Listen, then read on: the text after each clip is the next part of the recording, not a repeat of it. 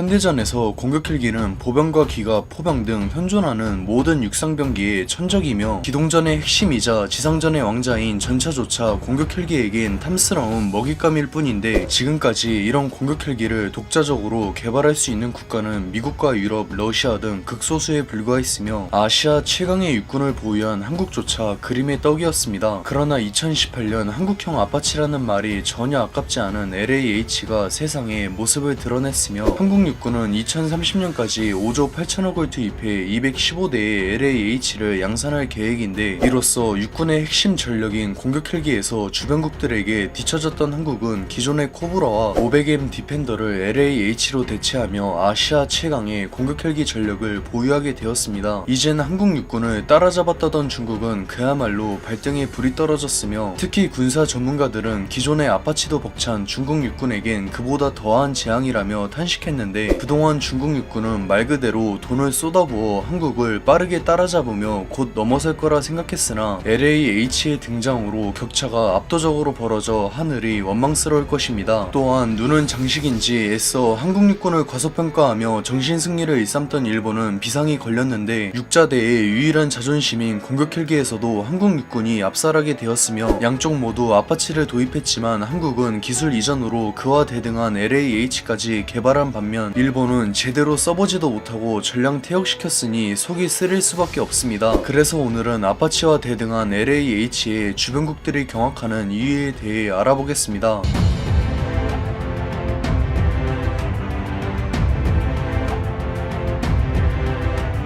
LAH는 원본이 이미 유럽에서 개발된 지 오래된 구형이라 단종되었으며, 체급과 무장량에서 대형 공격 헬기인 아파치보다 한참 열세라며 지나칠 정도로 저평가를 받고 있지만, 한때 미 공군의 상징으로서 불멸의 명작으로 남을 F-15는 무려 1970년대에 개발되었지만 지금도 스텔스기를 제외한 최강의 전투기이며 다수의 국가가 운용하고 있습니다. 오히려 카이가 개발비를 전액 부담하는 조건으로 독점 생산은 물론 LAH 원본에 단종을 요구했기 때문에 벌써부터 피 튀기는 경쟁 없이도 아랍에미리트의 도입이 사실상 확정되었으며, 애초에 소형 공격 헬기라는 것도 주변국들을 향한 한국의 기만책이 아닌가 싶을 정도로 LAH의 체급과 성능은 코브라를 훨씬 능가하며 그 아파치를 바짝 추격할 정도입니다. 무엇보다 체급의 한계마저 뛰어넘은 LAH는 아파치가 부럽지 않은 전자장비와 무장에서 그 진가를 보여주는데, LAH의 핵심은 한국형 헬파이어인 천검 공대지 미사일로서, 헬파이어 대전차 미사일은 전차포탄의 2배가 넘는 1400mm에 달하는 관통력을 기반으로 한 압도적인 파괴력으로 이론상 현존하는 모든 전차를 일격에 격파할 수 있습니다. 하지만 천검은 LAH의 기동성을 살리고 비용을 절감하기 위한 탄두 축소로 관통력이 1000mm로 감소했지만, 그러고도 천검을 탑재한 LAH는 우월한 대전차 능력을 확보했으며, 현존 최강의 전차인 미국의 M1A2와 그에 준하는 독일의 레오파드 2A7, 한국의 K2만이 생존을 장담할 수 있는데, 이들조차 상부에 명중한다면 그저 불발이길 기도해야 합니다. 거기다 한국은 아시아 최강이라는 명성에 걸맞게 어떤 국가를 상대로도 육군의 압도적인 우위를 점하기 위해 LAH와 손발을 맞출 아파치를 장기적으로 100대 이상 도입하는데, 개발사인 보잉의 제안으로 국내에서의 라이센스 생산이 유력해지면서 아파치의 전부라 할 수 있는 롱보우 레이더를 포함한 핵심 기술들을 이전받아 LAH에 적용할 예정입니다. 개발된 지 30년이 넘은 지금까지도 아파치가 현존 최강의 공격 헬기이자 지상전의 제왕으로 군림하는 것은 경쟁자들이 도저히 따라잡지 못하는 압도적인 전자장비 때문이며, 특히 롱보우 레이더는 1000개의 물체 중 최우선 목표 130개를 지정하고 16개씩 추적하며 공격을 유도하는데, 한국은 아파치 도입국 중 유일하게 이 기술을 이전받을 예정입니다. 한국 육군이 LAH의 도입으로 아시아 최강의 공격 헬기 전력을 보유해 호랑이에게 날개까지 달아주며 중국의 한반도 진출을 통한 동아시아의 패권 장악은 물거품이 되었는데, 중국은 대만과 함께 동북아의 전략적 요충지인 한반도를 최우선 목표로 삼고 있으며, 이전과는 달리 한국 육군도 폭풍 성장한 중국 육군에게 우위를 장담할 수 없었습니다. 현재 한국군은 북한군과 압도적으로 격차를 벌리며 군비 증강의 목적을 달성했지만, 그럼에도 군사력 강화에 목숨 거는 것은 북한의 뒤에 숨어 하며 기회를 노리는 중국 때문이며, 유사시 중국 육군은 3.5세대에 근접한 구구식 전차 1200대와 그에 준하는 구육식 2500대가 주축인 기계화 군단을 투입해 빠르게 한반도를 장악하는 것을 목표로 삼고 있습니다. 한국 육군의 주력 전차인 K1-2는 우월한 전자장비를 탑재했음에도 활용면에선 크게 열세라 압도적인 물량을 등에 업고 소모전을 강요할 중국 육군을 결코 감당할 수 없으며, 최악의 경우 중국과의 전면전을 두려워하는 주변국들의 방관으로 어떤 변수도 없이 총공세를 감행할 중국군에게 북한 지역을 넘겨주며 속수무책으로 당할 가능성이 높습니다. 그러나 한국 육군이 LAH를 개발하며 어딘가 부족했던 공격 헬기 전력의 마지막 퍼즐을 맞추면서 재앙으로 다가오던 중국 육군의 제8식 전술은 완전히 무용지물이 되었는데, 가뜩이나 좁은 한반도의 험난한 산악지대에서 각계 격파를 방지하려면 돌파구를 찾아 전력을 집중시켜야 하는데, 이는 공격 헬기의 화력을 극대화시켜 몰살을 피할 수 없습니다. 한국 육군의 주력 공격 헬기인 LAH가 중국 기계화 군단에 맞서 시간을 끄는 동안 후방으로 은밀하게 침투한 아파치 편대가 무방비 상태인 중국군의 보급로를 초토화시킨다면, 한국 육군과 제대로 맞붙기도 전에 큰 피해를 입은 중국의 기계화 군단은 북진 통일을 위해 눈에 불을 켜고 달려들 아시아 최강 제7기동 군단에게 일방적으로 학살당할 것입니다. 결국 중국군은 지상군이 전멸하는 참사를 피하려면 공격 헬기의 천적인 전투기 말고는 답이 없지만, 한국 공군도 세계 8위라는 결코 무시할 수 없는 전력을 보유했는데, 한국은 주한미군의 전투기들까지 합류하는 상황에서 필사적으로 제공권을 사수할 것이며, 중국 공군은 방공 전력까지 동원한 한국군의 결사항전에 고전을 면치 못할 것입니다. 반면 일본은 한국보다 아파치를 먼저 도입한 것도 모자라 현지 생산까지 진행했지만, 일본 특유의 문제점인 관료주의로 도입 예산이었던 3조 5천억을 허공으로 증발시켰는데, 한국은 절반도 안 되는 가격에 도입해 기술 이전까지 받아 LAH를 개발한 반면, 일본은 끝내 유지비도 감당하지 못하고 아파치의 조기 퇴역을 결정했으니 속이 뒤틀릴 것입니다. 한국 육군은 아파치와 함께 LAH를 개발하며 아시아 최강의 공격 헬기 전력을 보유하게 되었는데, 국산 기술로 개발한 LAH는 자주 국방에 또 한 걸음 다가서는 원동력이 되었으며, 한국 육군의 LAH 도입은 한반도를 노리는 주변국들에게 압도적인 힘을 과시함으로써 한반도의 평화를 지켜내고 진정한 자주 국방을 실현하려는 대한민국의 의지입니다. 지금까지 3분 밀떡이었습니다. 저는 다음 이 시간에 더 맛있게 찾아뵙겠습니다.